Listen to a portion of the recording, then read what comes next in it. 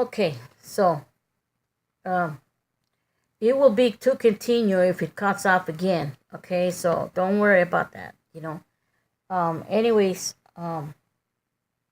he did come back. He came back like I think 3 to 4 hours later, and then later on he just stood there, and I think I stood in the hospital for about 7 days because I developed fever,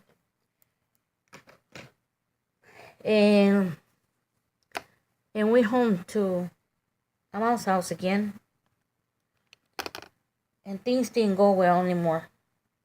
Things were really, really, really bad with us, and I'm going to put this black liner, so I know you guys don't want to be seeing me dying here, and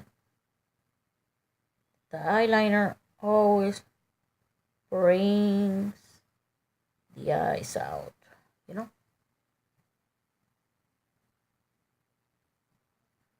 Yup. How's that, huh? And that fight we had, by this time, I had moved out of my mom's house. My sister-in-law Jody moved in with me, and she was gonna help with the rent and stay there with us. My brother, her was in jail, so she was there with her one kid. She had that time. She only had one, and she was there all the time with me. Thank God, because he was never there. He wasn't even supposed to go over there with us to move over there, but he did. And yep.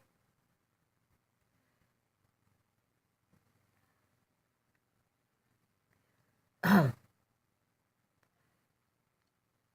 know you guys are probably wondering, like, what the heck am I doing, huh? You know what? I barely see what I'm doing. I could put on my glasses, but then if I put on my glasses, I can't see the camera because they're for seeing farther. They're not this close. And anyways, he was really bad off in drugs already there, and he loved the idea that we were not living at my mom's house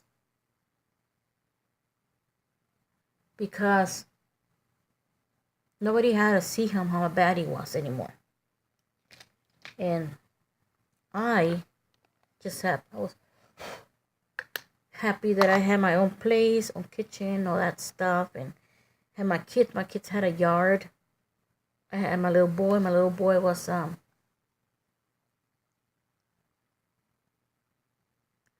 he was about a year. Gonna be a year. I think I had his first birthday party there. Yes, I did. And my sister-in-law helped me. And he wasn't there. He wasn't there for that birthday party. And I did have all kinds of little kids there from the neighborhood. And I have pictures of all that. I have proof that I was there by myself with my kids, and he was never there. And this is not easy. All right, drop so many stuff. This is not easy. Trying to live with somebody you love and they're not going to change. One time he was so high in drugs. I don't know, and that day he was home. I don't know why. And he was in the living room, just out, and my kids are just staring at him. Well, my little girl is just staring at him because he's just out. He's just out, and this thing. I always put this ears when I wash my face.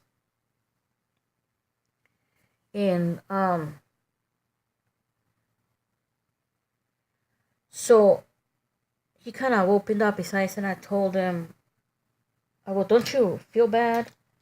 And he said, why? I said, because the way you are, And he said, no. Yep. He said, no. So, where's my shadows? No. Here they are. Okay, get some light. And, back then, there was no cell phones, so I have a digital camera. So I told him, no, he told me, take a picture of me, And I said, take a picture of you for what? And he said, so you can remember me, he said, And I took a picture of him. I still have that picture in my stuff. Doesn't fall, And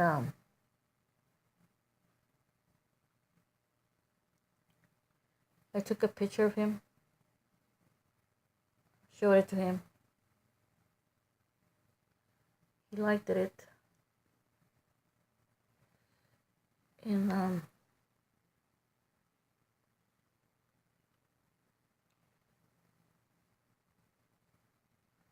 anyways, the day he beat me up, I was saved by this drug addict that came to the window. I don't know how she got there, because the room was on the side of the house. The living room was in the front. This girl went through the front to the side and knocked on the window. And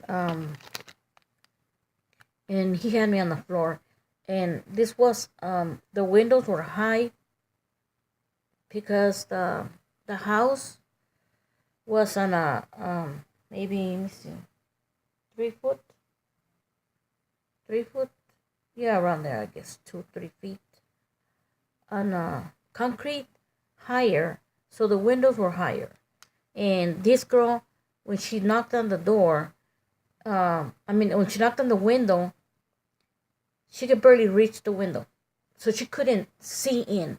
She couldn't see in. She could see in, but up, up there.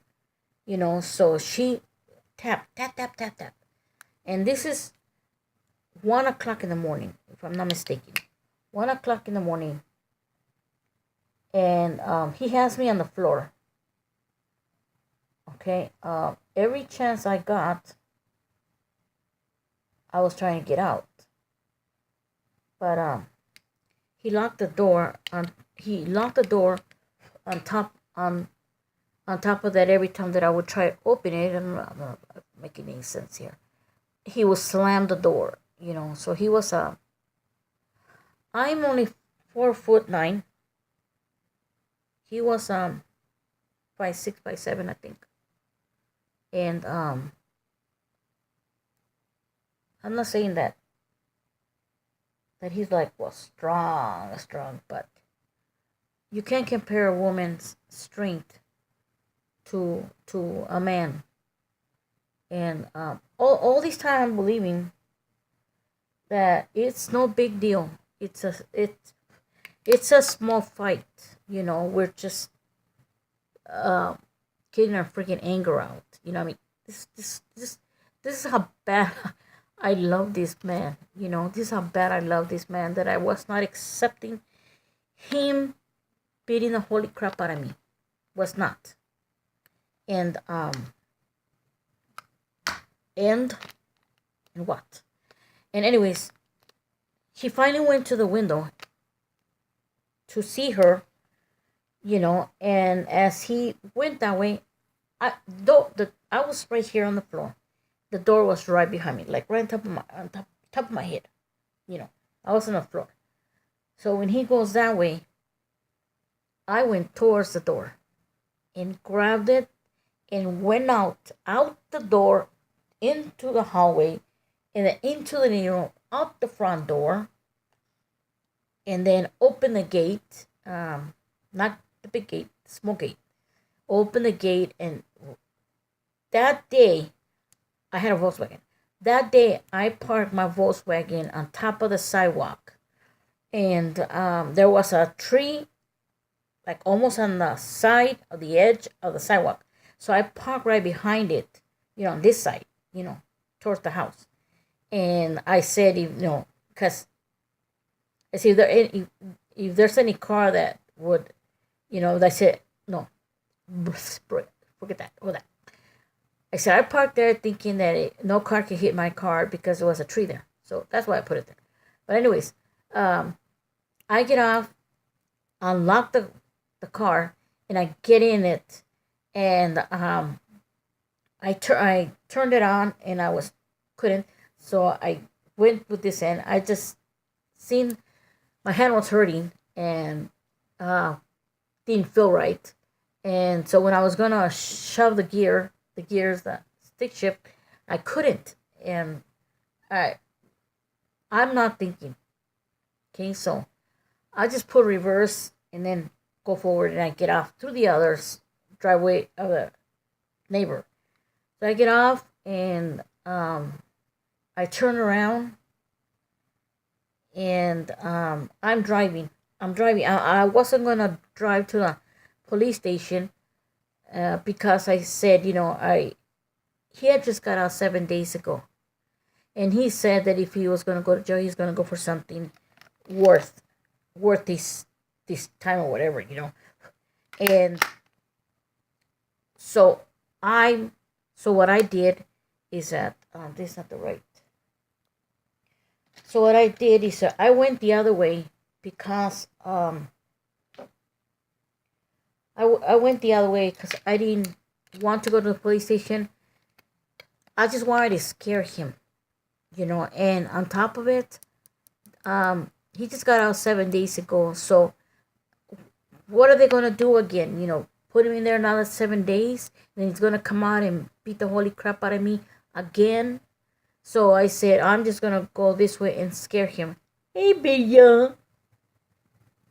And that's what I did. I went the other way, and I'm driving, trying to make this trip long, so he can see me going out. But I can't see. I'm tired. My face is hurting. Everything's hurting. Till right now, I don't know what is wrong with my hand. It's just hurting. Next thing I know, I'm driving, and I hear this, and I'm like, wonder what the heck, I hit something. And then he looks over the hood. Over the windshield. He jumped, he ran and jumped on the roof of the Volkswagen. And oh my God, and at this time, he's yelling all kinds of stuff. Don't go to the police station, I'm never gonna hit you again. I'm gonna go to my brother's, and I'm gonna stay there, leave you alone, and stuff like that. I wasn't even headed down that way, but I guess he figured that I probably would. Anyways, I was going the wrong way. I wasn't even going towards the big street. So now I have to go all the way around like this and then go back so I can go towards the big street where the police station is, so I can show this guy that no, I was not going to stay, like that. And he all this time, he's on top of the Volkswagen, okay, not yelling, trying to tell me to stop, that let's talk, that he's gonna leave, he's gonna go home, and he's gonna pack his stuff. And I'm driving, and I'm crying, and I'm almost to the big street, where I have to make a left because the police station is like 3 blocks to the left across the rail tracks, So I'm headed there, and I there's a stop there, just a regular stop, not a light. And I stop, and next thing I know, he slid from the back to the ground, to the floor, to the concrete street. And I looked back there, and he's out there, so I took off. And he's on the floor going like this, and I just left him there, and I figured he was gonna go home. He was gonna turn around and just go back to the house or whatever. So I went over there because I said if he goes right here to the stop, he'll probably see the Volkswagen go all the way over there across. Because it's not far, and I had to make a U-turn because the station was on over here on this side. So I turned around like this, and I figured but the distance from where he was and I was, he could not see if I get off the Volkswagen, right? So I'm thinking, the police station, the whole front is glass, and I can see the sergeants or policemen. I can see them sitting there, right? Okay, because this is a regular police station. But this day, I parked right in front of the window, and I look to the right like this, and there is no cop. There's nobody sitting at their desk, the front desk. Nobody is there. And I said, oh, great. What a day for nobody to be there, and they're there, but they're not there. They're like just on the side, Anyways, I put the review mirror to look at my face, and I see that I have all this blood here dried, and I can feel it cracking, on my face. So I'm trying to clean this so I can go in there, and it's trying to scrape it off. And I look back in the mirror, and then I don't know why, I looked over there, and he is running towards the Volkswagen. And at that time, I turn around like this to open the door, and he pulls the door open and pulls me out, and then not throws me, but puts me against the Volkswagen, and he's still saying the same thing, that he's sorry and that he's leaving, and that he's not gonna do nothing to me. Okay, so what he really wants is he wants to put me back in the Volkswagen, and I turn around like this, in the Volkswagen, we are surrounded by cops, and at this point there was nothing more I can do. I told him. He said, "This is my wife. We just got into an argument. It's all right."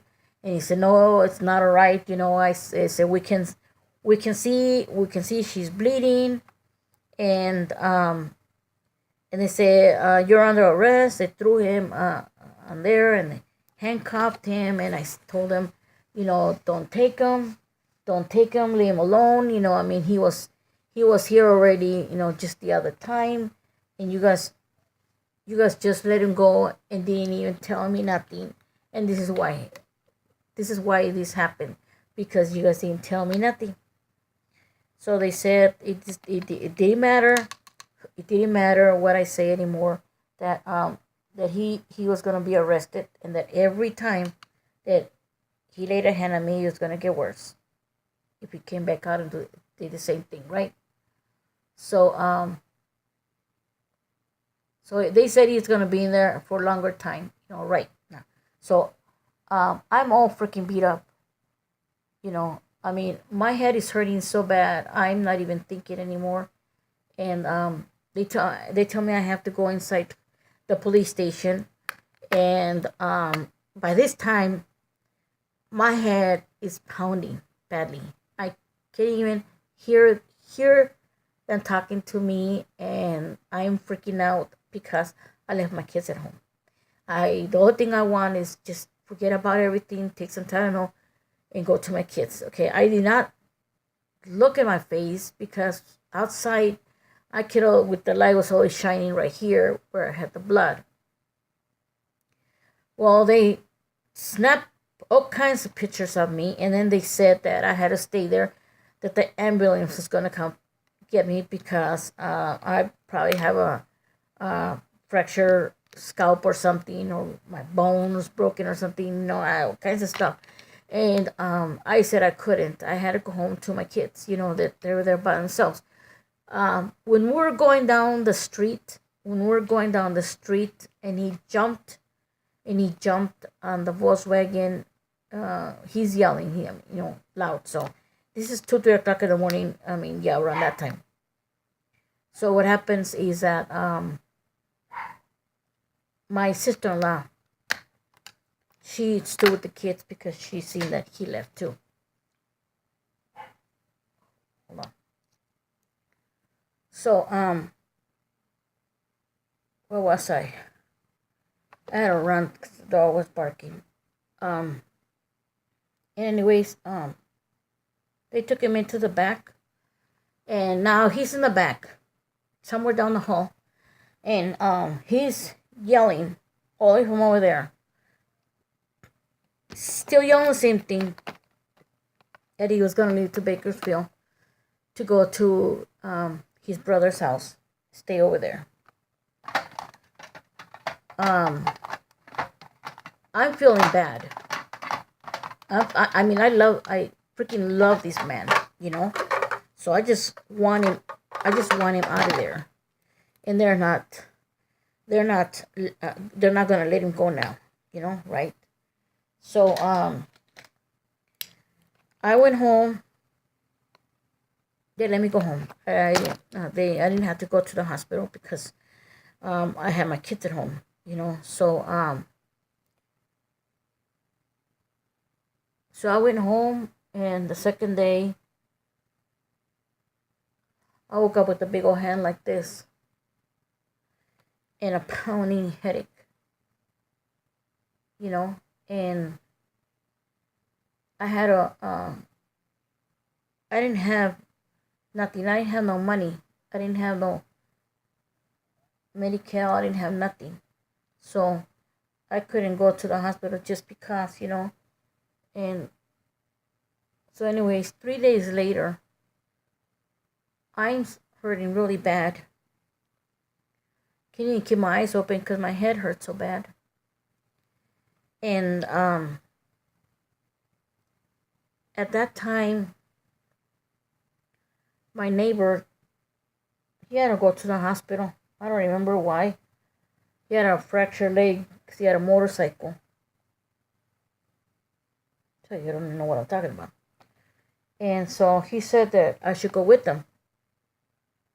So we went. Here we go, to all the way to LA County, 45 minutes away from the house. My kids are in school. Oh, my younger one's in school. But yeah. And so we go to the hospital, and they take x-rays on my head, my face, my body. And just to find out I had a fractured scalp. Had a fractured scalp and a broken hand. My right hand. Okay, so they put that thing on there, and they gave me these pills for my head. Yeah, it's dark in here, huh? So I'm freaking dying because this man is in jail. Can you believe it? I mean, we didn't get along, but I loved him.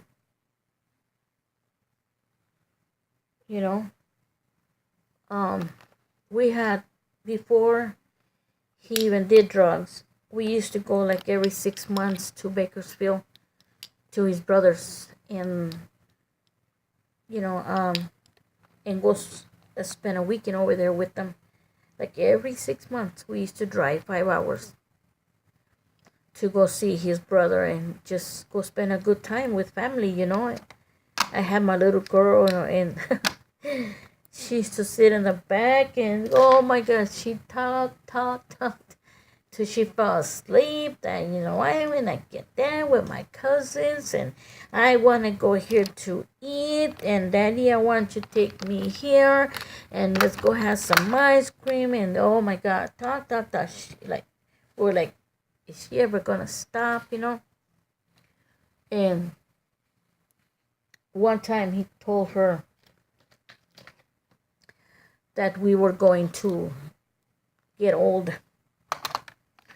That me and him were going to get old, like her tata and her nana, because her grandparents, on his side.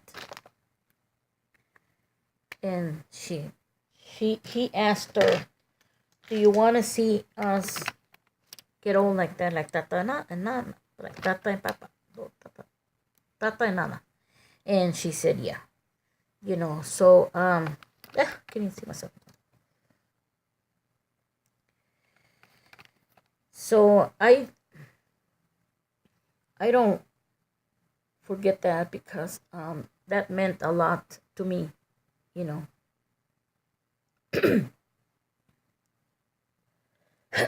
that.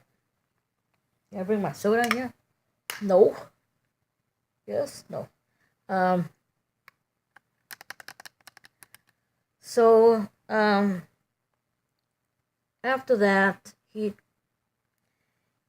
stood in jail, and I was told by the police that I had to put a restraining order against him. Okay, here I go again. I didn't know what the heck was a restraining order. So I went to sign these papers, and they tell me, what is the distance that I wanted from him, right? I don't know. So they say 100, 200, 300. And I say 100. And then I find out that 100 was actually like across the street.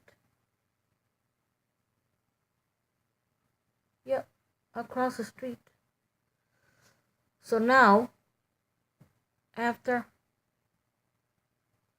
he gets out, he's across the street. He's not coming on this side because he don't want to go to jail. So he's carving on this light pole that was there. Supposedly our names. I don't know if I went there to see him. I got too much makeup on. So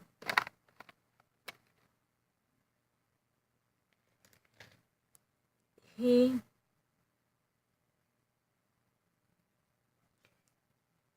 on drugs, and he's really bad off. Really, really bad off. And he doesn't want to, he doesn't want to come home no more. He stayed not too far from the house, but he doesn't want to come home now. And believe it or not, I don't know if I wanted him back. I was just hurting. I was still hurting. I still had my cast in my hand. And I still was having those bad headaches.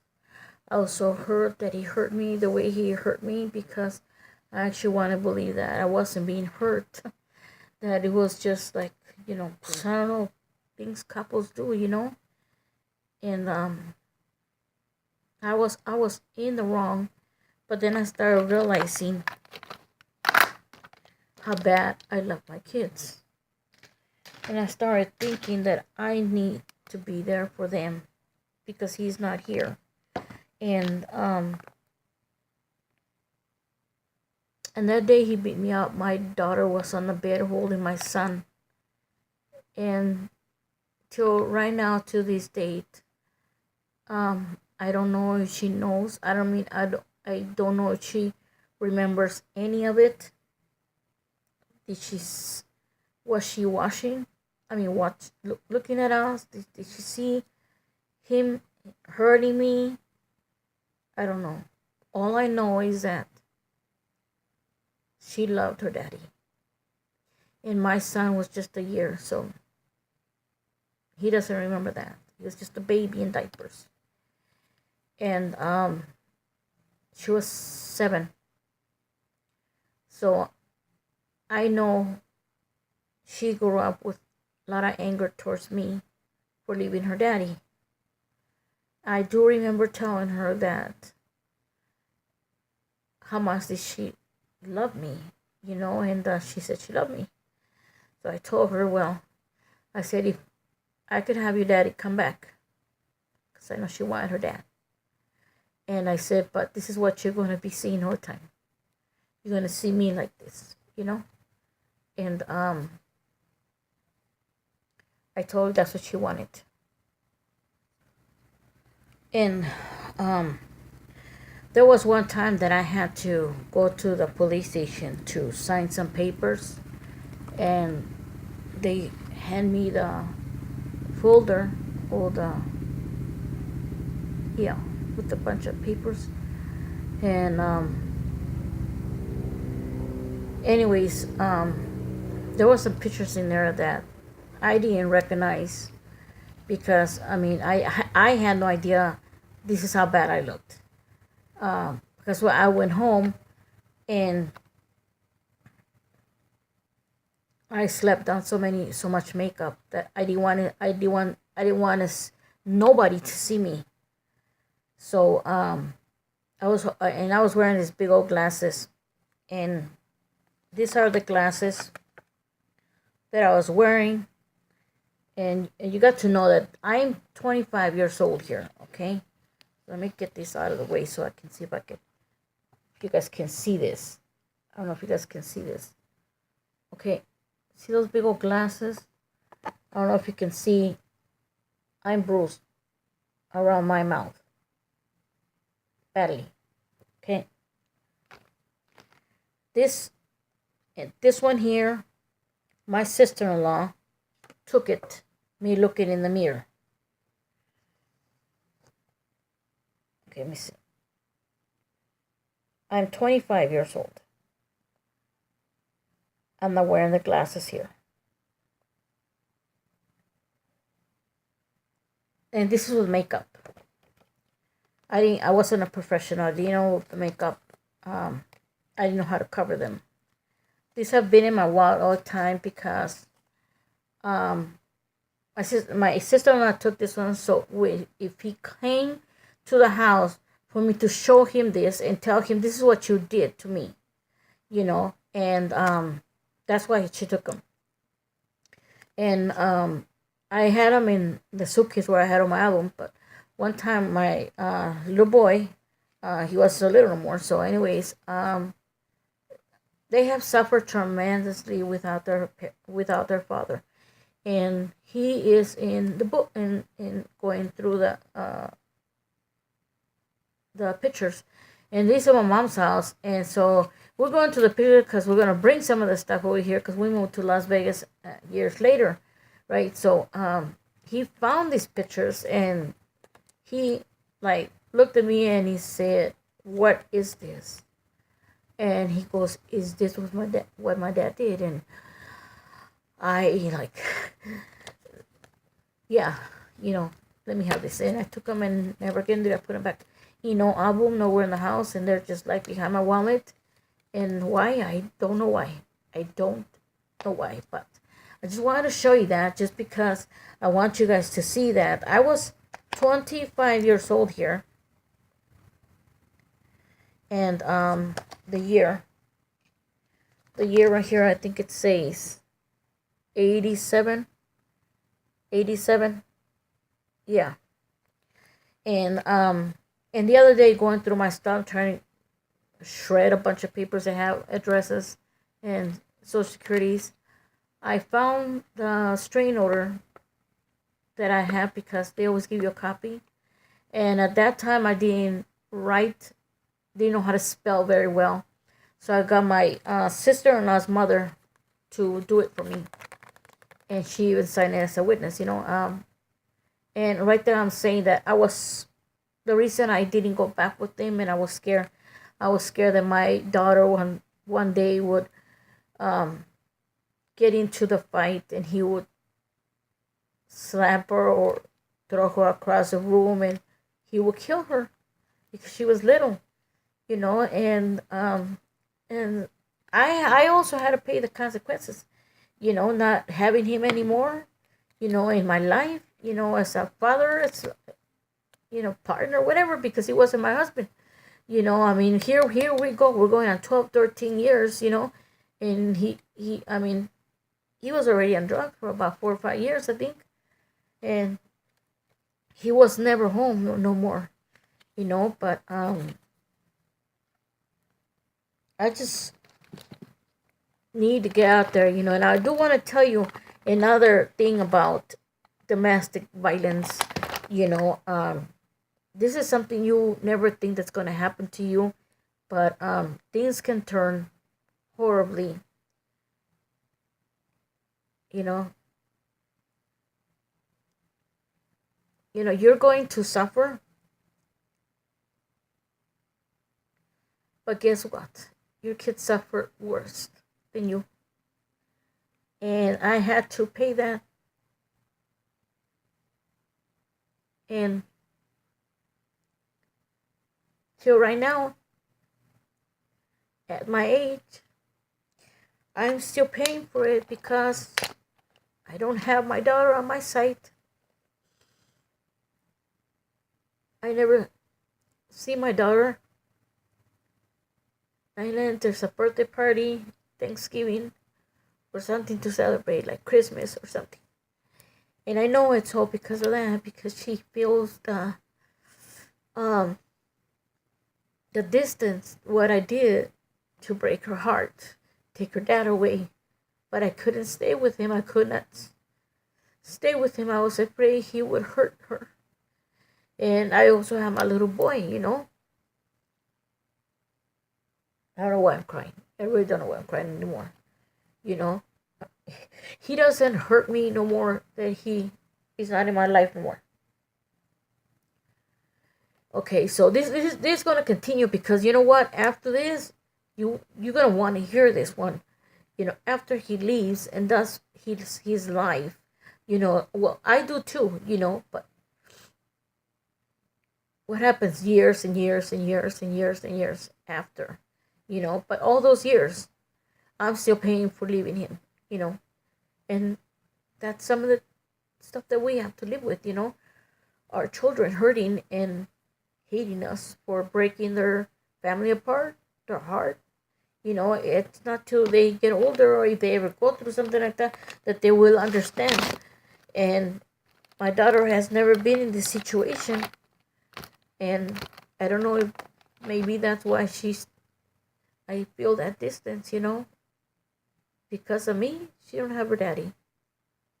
You know, but you can win them all. You can't win them all. You know, I don't know what I would have done if I would have lost my daughter. She's my whole world. She's been my whole world from the moment that she was conceiving me. She changed my whole life. I just want to live for her. You know, my little boy, when I planted him, he was my whole world. I waited for that little boy. So ancient, what's it? So ancient. No, God. I couldn't wait to have him. Could not wait to see my little boy, cause I knew all the time, and I never did get an ultrasound. Never did get an ultrasound because there was no need. The pregnancy was going great. There was no need back then. Not unless something was wrong, they would do you an ultrasound. And the nurse said that. What if it's not a boy? I said it's a boy. I was telling all the ladies all the time that I was carrying a little boy. I was telling my friends, my mom, my grandma, it was a little boy. And I had his name. I had his name planned out. I had his name. He was going to be called Luis Rodolfo Ignacio. Ignacio like his dad, Rodolfo like one of his uncles from his father's side that had died, and Luis because of my father. And when he left me at that hospital to have my baby, I just pulled him. I took the Ignacio away. I just put Luis Rodolfo, and that's his name, Luis Rodolfo. But this is to be continued. Thank you so much, and don't let nobody take advantage of you, especially if you're a beautiful woman. If you're a beautiful young lady, you deserve so much better. And if you haven't got your education, do it. Do it because you don't know what's going to happen. And on top of it, you're going to give your children a better future, a better life. Don't do what I did. Don't do what I did. Look for whatever. It doesn't matter what it is. Even if it's just a nurse, taking out blood, and a dentist assistant, just giving the equipment. Something easy, but get into the medical field.